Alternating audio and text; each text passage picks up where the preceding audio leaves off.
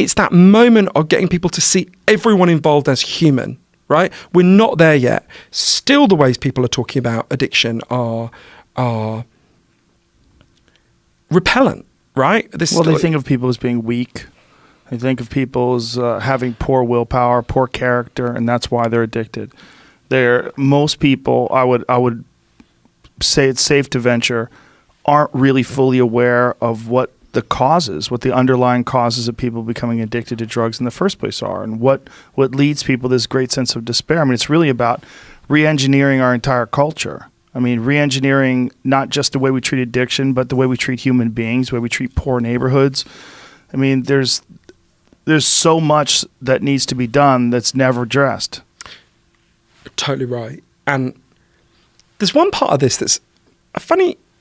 one thing that surprises me in this debate, I have found it's actually easier in the US to make the case for compassion for people with addiction problems than to make the case for liberty for drug users who are not addicted, right? So like we were saying, even the main drug war body in the world, the UNODC, UN Office of Drug Control, admits 90% of all currently banned drug use is what's called non-problematic, right? Our friend Professor Carl Hart, is the head of psychology at Columbia University and an extraordinary human being, has done really important work explaining this to people. Even with what we think of as the devil drugs like heroin, crack, the vast majority of people who use heroin and crack do not become addicted, right? Which I found really when Carl first explained that to me, I was like, what's this guy talking about? And then I looked at the scientific evidence. Like, there is very clear evidence, right? Actually, the ratio of people who use any drug who become addicted is pretty consistently 10 to 20%, right? It's slightly higher for things like heroin, but it's pretty consistently in that zone, right? Mm-hmm. Which is not to say that there aren't other heroin depresses your breathing, it can cause death that way. There are other harms, but we're talking about addiction, right? So it's interesting, there's so much... I think we need to explain to people. One person here in LA who really helped me to understand this in the research for the book is a guy called Professor Ronald K. Siegel, who you should totally have on your show. He's a very interesting guy. So he was an advisor to 4 American presidents. He was a WHO advisor to the World Health Organization, really serious scientist. But he had a sideline for 30 years where he investigated animals using drugs, right? And he's basically shown loads of species love getting intoxicated for the pleasure of it, right? Sure, elephants. Yeah, elephants there's an amazing example he gave in Bengal of elephants who broke into an alcohol store, got really drunk and just fucked up the whole village, right? There's a great example he gave where if you give hash to mice, what they do is they get really horny, male mice will try to mount women, but then they basically can't get it up, so they just spend hours licking their own balls and their own cock. So anyway, loads of examples. It's a funny guy, Professor Siegel. I remember he told me at one point that he'd spent 3 years investigating grasshoppers in cannabis fields who just naturally live in cannabis fields to figure out when they eat the cannabis, do they jump higher or lower? And I said, oh, right. And at the end of your 3 years, what did you discover? And he said, turns out they just jump the same height as everyone, all the other grasshoppers. So it's like, well, that wasn't a great use of your 3 years of life. But he had an interesting time when he was in Hawaii. He was investigating whether mongooses like hallucinogens, psychedelics.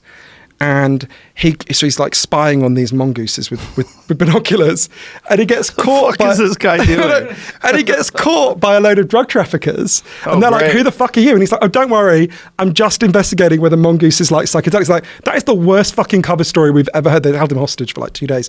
But what he showed is something I think is really important, and there's loads of other evidence for, which is, it is absolutely innate to other species, but especially to humans, the desire to get intoxicated, right? Yes. There has never been a human society anywhere in the world where people didn't seek out intoxicants and enjoy using them. The only society where there were no naturally occurring intoxicants was the Inuit, what used to be called the Eskimos in the Arctic, and they used to just starve themselves to get a fucked up head state, because that's how deep it is in human beings. If there is nothing in the environment... starve themselves. Yeah, if you starve yourself long enough, you get a kind of fucked up head state, basically. How far? How long you got to go for?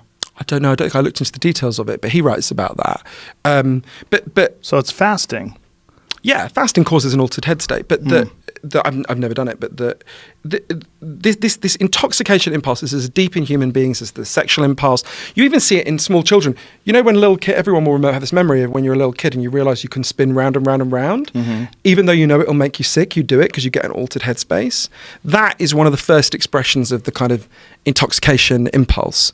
Or a really nice example is, for 2,000 years, 40 miles outside of Athens, in ancient Greece, there used to be once a year people would meet at a place called the Temple of Eleusis, and it was basically Burning Man. They would all use a psychedelic together. We now Do they know what that psychedelic is? Yeah, it was a kind of. There's lots of different theories, but they think it was a kind of fungus, basically. I can't remember the name of it, but there's been research on this. Psilocybin or something. Exactly. I don't know. I don't want to say it wrong. It was some kind of fungus, psychedelic mushroom. And like people like Plato and Aristotle. Sometimes people say, you know, drugs are.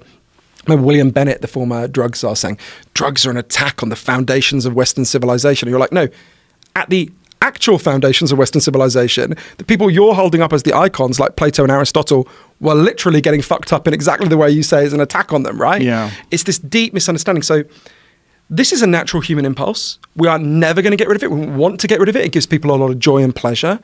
And yet, Oscar Wilde said once, I'm going to get the quote slightly wrong, he said it better than this, but he said, Puritanism is the deeper gnawing fear that someone somewhere is enjoying themselves. And there's this puritanical hatred of drug use, right? Now, some of that is understandable fears about genuine harms, and that's a different thing. But a lot of it is just very deep Puritanism. And